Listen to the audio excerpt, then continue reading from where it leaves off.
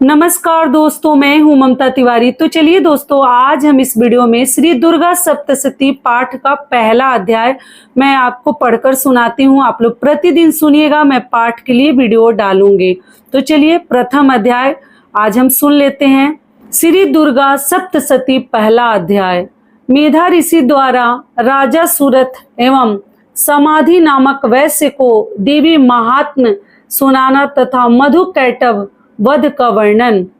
मार्कंडे जी ने कहा, मैं सूर्यपुत्र सावर्ण मनु 8 मनुओं में से एक मनु के उत्पन्न होने की कथा को सविस्तार वर्णन करता हूँ, उसे तुम ध्यान देकर श्रवण करो। भगवती महामाया की कृपा से सूर्यपुत्र सावर्ण जिस प्रकार मनवंतर के अधिष्ठता हुए, मैं उसी घटना का वर्णन करता हूँ। प्राचीन काल में स्वारोचिस नामक मनवंतर में सूरत नाम से विख्यात एक बहुत ही प्रतापी राजा हुए थे। चैत्र वंशोत्पन्न उस सूरत राजा का सारे भूमंडल पर एक छत्र राज्य था। वे प्रजाओं का पालन अपनी संतानों के समान किया करते थे। जिस पर भी कोल विध्वंसी नामक क्षत्रिय उनसे द्वेष करने लगे। राजा सूरत की दंड व्यवस्था अत्यंत कठोर थी। अपने विपक्षियों के साथ राजा सूरत ने भीषण संग्राम किया। यद्यपि कोल विध्वंसी क्षत्रियों की संख्या अल्प ही थी, किंतु विजय लाभ उन्हीं लोगों को मिला। विरोधियों द्वारा पराजित होकर राजा सूरत अपनी राजधानी में वापस लौट आए। अपने देश तक ही अपने राज्य की सीमा निर्धारित कर दी।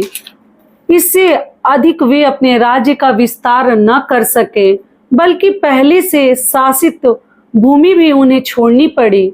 अपनी हार मान लेने पर भी शत्रुओं ने उनका पीछा नहीं छोड़ा और राजा सूरत पर पुनः आक्रमण कर दिया। राजा सूरत का युद्ध के कारण सैन्य बल क्षीण हो चुका था, इसलिए उनके विश्वस्त मंत्रियों ने ही कुचक्र रचकर सूरत के संपूर्ण राज्य को हस्तगत कर लिया। राजा में अब राजश्री न थी, इसलिए वह अकेले ही अश्वरूढ़ होकर मिर्गया के बहाने घोर जंगल में पलायित हो गए। वन में पहुंचकर राजा सूरत ने विप्रवर मेधा ऋषि का आश्रम देखा। मुनि के आश्रम में अनेक नरभक्षी एवं मांसाहारी हिंसक पशु अपनी स्वाभाविक हिंसा वृत्ति को त्याग कर शांत भाव से विचर रहे थे। मुनि की शिष्य मंडली से उस आश्रम तथा वन प्रांत का सौंदर्य मुखरित हो उठा था।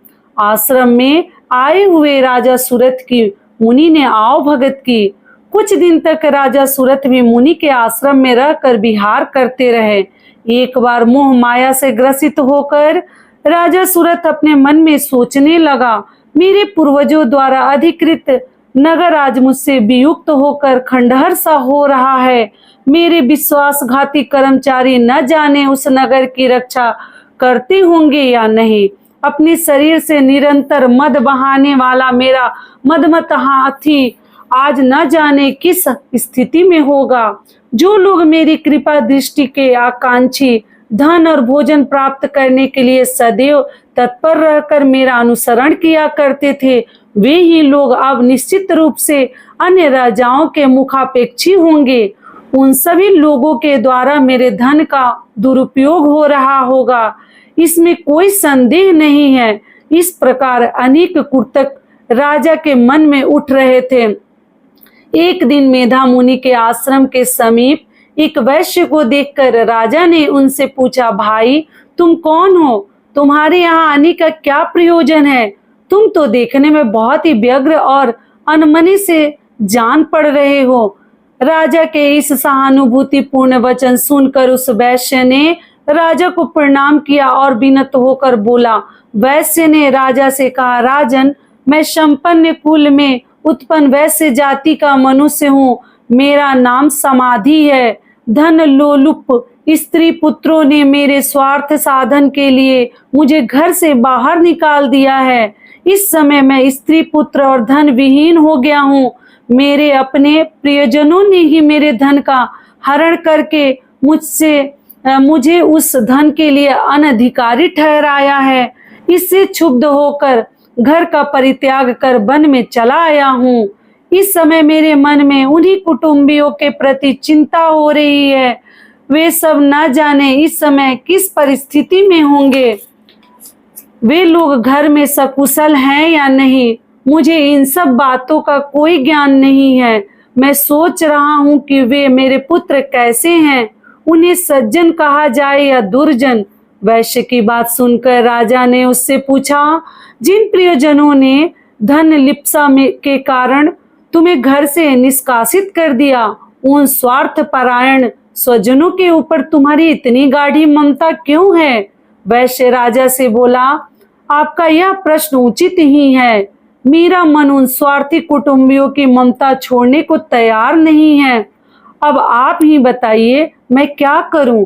धन लोलुपता के कारण परिवार के जिन सदस्यों ने मेरी यह दुर्दशा की है, उन लोगों के प्रति मेरे मन में ममत्व की भावना है। हे महानुभाव, इतना जानते हुए भी न जाने क्यों मेरे मन में उन स्वार्थी लोगों के प्रति ममता बनी हुई है। इसके रहस्य को जानने की इच्छा रखते हुए भी इससे मैं नहीं समझ पा रहा हूँ। उन लोगों के विरह से कातर होकर मैं आहें भर रहा हूँ, जिसके फलस्वरूप मेरे मन में उथल पुथल मची हुई है। कुटुंबियों का मुझसे कुछ भी लगाव नहीं है, फिर भी मेरा मन उन लोगों के लिए संतप्त है। समझ में नहीं आता कि मैं क्या करूं। मार्कंडे जी ने कहा, हे ब्राह्मण, इस वार्ता की समाप्ति के बाद ही सुरथ और समाधि नामक वैश्य एक साथ ही मेधा मुनि के सम्मुख उपस्थित हुए। मुनि के प्रति सम्मान प्रदर्शन करके वे दोनों वहीं बैठ गए। इसके बाद राजा सुरथ और वैश्य में परस्पर कुछ बातचीत होने लगी। राजा ने कहा, भगवान, मैं आपसे एक निवेदन करना चाहता हूँ, कृपया आप उसे बताइए। मेरा मन स्ववश न रहने के कारण बहुत ही कलेशित है। जिस राजभोग के सुख से मैं वंचित कर दिया गया हूँ, उसी को पुनः हस्तगत करने के लिए मेरे मन में आकांक्षा बनी हुई है। हे मुनि श्रेष्ठ, मैं इस बात को जानना चाहता हूँ कि अब मेरा राज्य पर कोई प्रभुत्व नहीं रह गया है, उस पर किसी अन्य का शासन हो गया है। फिर भी अपनी अज्ञानतावश मैं उसी के मुंह में पड़ा हूँ। इन सब बातों में क्या भेद है, मैं कुछ भी समझ नहीं पा रहा हूँ। यह वैश्य भी मेरे ही समान अपने पुत्र, स्त्री और सेवकों द्वारा त्यक्त है। ऐसा जानते हुए भी यह वैश्य अभी तक अपने कुटुंबियों के मुंह में ग्रस्त है। अतः हम दोनों का मन इन सब बातों से बहुत ही खिन्न है। मेरा मन अभी भी भ्रमित हो रहा है। हे महाभाग, हम दोनों में जो प्रेम प्रवाहित हो रहा है वह क्या वस्तु है? हम दोनों में प्रत्यक्षता अज्ञान के लक्षण दृष्टिगत हो रहे हैं। राजा की बात सुनकर ऋषि ने कहा, हे महाभाग, समस्त प्राणियों में विषय मार्ग का ज्ञान विद्यमान रहता है, उसी प्रकार सभी जीवों के विषय भी भिन्न भिन्न होते हैं। उदाहरण स्वरूप कुछ प्राणियों में दीवान धनता बनी रहती है, परंतु इसके विपरीत कुछ जीव ऐसे भी होते हैं जिन्हें नक्तान धाता रात्रि में न दिखाई देना होती है। इसके विपरीत कुछ ऐसे जीव भी होते हैं जो दिन रात में समान रूप से देखने में सक्षम होते हैं। यह बात बिल्कुल सत्य है कि समस्त प्राणियों में मनुष्य अधिकतर विवेकशील प्राणी माना जाता है, परंतु विवेकशीलता की यह बात केवल मानव वर्ग में ही नहीं, अपितु पशु पक्षी और हिरण आदि जीवों के अनुरूप ही मानव बुद्धि भी होती है। जिस प्रकार मानव में समझदारी का भाव होता है, उसी प्रकार हिरण आदि जीवों में भी होता है। इसके साथ ही अन्य बातों में भी इन दोनों वर्गों में अनेक समानताएं होती हैं। उदाहरण के रूप में तुम इन पक्षियों को ही ले लो। वे स्वयं भूखे रहकर अपने बच्चों को चंचू में अन्न का कण डालकर उन्हें चुंगाते हैं। हे राजन, क्या तुम्हें अपनी मालूम कि ये मनुष्य समझदार होकर भी लोभवश अपने किए हुए उपकार के बदले में उपकृत होने के लिए पुत्र की इच्छा करते हैं।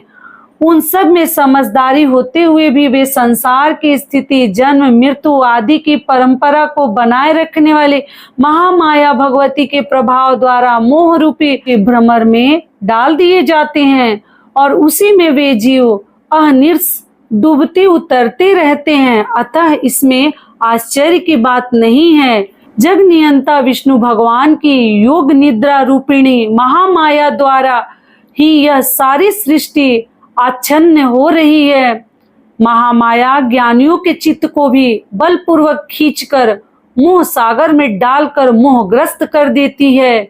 इस चराचर सृष्टि की जब वे प्रसन्न होती है तो मनुष्यों के उद्धार के लिए मुक्ति लाभ का वर देती है। वे ही पराविद्या, परा और अपरा, ये दो विद्याएं मानी गई हैं। संसार बंधन और मोह माया उत्पन्न कारिणी सनातनी देवी हैं तथा समस्त देवों की अधिष्ठात्री हैं। इतना सुनकर राजा ने प्रश्न किया, भगवान, जिन्हें आप महामाया कह रहे हैं वे कौन सी देवी हैं? हे ब्राह्मण, उनका प्रादुर्भाव किस प्रकार हुआ? उनके क्या क्या चरित्र हैं? हे ब्रह्मा, वेदों में मुनि श्रेष्ठ उन देवी की कथाओं को मैं आपके मुख से सुनना चाहता हूँ। ऐसा कहकर ऋषि ने कहा, हे राजन, उन देवी का स्वरूप वास्तव में नित्य और सनातन है। संपूर्ण विश्व उन्हीं का स्वरूप मात्र है और वे ही महामाया देवी चराचर सृष्टि के सभी प्राणियों में परिव्याप्त हैं। उनकी उत्पत्ति के अनेक कारण हैं। वह आख्यान मैं तुम्हें सुनाता हूँ। जब वे अवतरित होती हैं उस समय लोक में उनका अवतार लेना कहा जाता है। प्रलय काल में जब निखिल ब्रह्मांड महासागर में लय हो रहा था तथा सब जीवों के पालक भगवान विष्णु से शैया पर योग निद्रा भीभूत हो रहे थे, उसी समय उनके कानों की मैल से दो भीषण दानों की उत्पत्ति हुई। वे दोनों बलवान दानव मधु और कैटव नाम से जगत में अभिहित हुए। जन्म लेने के तत्काल बाद ही वे दोनों दैत्य सृष्टिकर्ता ब्रह्मा जी का वध करने के लिए उद्यत हुए। उस समय ब्रह्मा जी भगवान विष्णु के नाभिक कमल में स्थित थे। उन दैत्यों को अपने वध के लिए तत्पर देखकर उनसे रक्षा के लिए ब्रह्मा जी ने भगवान विष्णु के नेत्रों में स्थित योग निद्रा की स्तुति करना प्रारंभ किया। भगवान की अमोघ शक्ति ही जगधात्री, विश्व के अधिष्ठात्री, संसार के पालन करती एवं संहार करती मानी गई। उन्हीं योग माया भगवती की ब्रह्मा जी आराधना करने लगे। ब्रह्मा जी ने कहा, हे देवी, तुम ही स्वाहा, स्वधा और सत्कार हो। स्वर भी तुम्हारे ही रूप में निहित है। तुम ही प्राणदायिनी अमृत स्वरूपा हो। नित्य अक्षर पर्णों में आकार, उकार और माकार, इन तीनों मात्राओं में तुम्हारी ही अवस्थिति है। इन तीनों मात्राओं से भिन्न जो बिंदु रूपा नित्य अर्ध मात्रा है, जिसका विशेष रूप से उच्चारण नहीं हो सकता, वह भी तुम ही हो। हे देवी, तुम ही संध्या, सावित्री तथा परम जननी स्वरूपा हो। तुम्हारे पर ही निखिल ब्रह्मांड आधारित है। तुम्हारे द्वारा ही इस सृष्टि की रचना होती है। तुम ही एकमात्र पलिका और सहारिका हो। सृष्टि की उत्पत्ति में तुम सृष्टि रूपा पालन काल में स्थित स्वरूपिणी तथा प्रलय काल में संहार स्वरूपिणी हो। तुम्ही महाविद्या, महामाया, महामेघा, महास्मृति, महामोह रूपा, महादेवी, महासुंदरी हो। तुम्ही भयंकर काल रात्रि, महारात्रि और मोह रात्रि हो। तुम्ही श्री ईश्वरी, हिंग और बोध रूपा बुद्धि हो। लज्जा, पुष्टि, तुष्टि, शांति और क्षमा भी तुम्ही हो। तुम्ही खड़क धारिणी, शूल धारिणी, घोर रूपा, गदा, चक्र, शंख और धनुष धारिणी हो। वाण, भूसुंड, परिध इत्यादि तुम्हारे अस्त्र हैं। तुम सौम्य और सौम्यतर हो। इतना ही नहीं बल्कि सृष्टि में जितनी सौम्य तथा सुंदर वस्तुएं हैं, उन सबसे कहीं अधिक तुम्हारा ही सौंदर्य है। परा एवं अपरा, इन दोनों विद्याओं से परे रहने वाली परमेश्वरी भी तुम ही हो। हे देवी, विश्व की संपूर्ण सत्य असत्य वस्तुओं में पाई जाने वाली शक्ति भी तुम ही हो। अतः तुम्हारी स्तुति अवर्ण्य संपूर्ण जगत के रचयिता पालक एवं संहारक भगवान विष्णु को भी जब तुमने निद्रा विभूत कर रखा है, तब तुम्हारी स्तुति करने में सक्षम इस ब्रह्मांड में कौन है।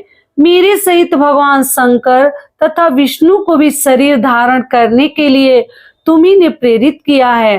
अतः तुम्हारी स्तुति में सभी असमर्थ हैं। हे देवी, तुम तो अपने इस उदार प्रभाव के कारण ही प्रशंसित हो। इन दोनों अपराजय दानों को तुम विमुग्ध करके भगवान विष्णु की निद्रा भंग कर दो। इसके साथ ही साथ भगवान के अंतर मन में मधु और कैटव नामक असुरों के वध की प्रेरणा भी उत्पन्न कर दो।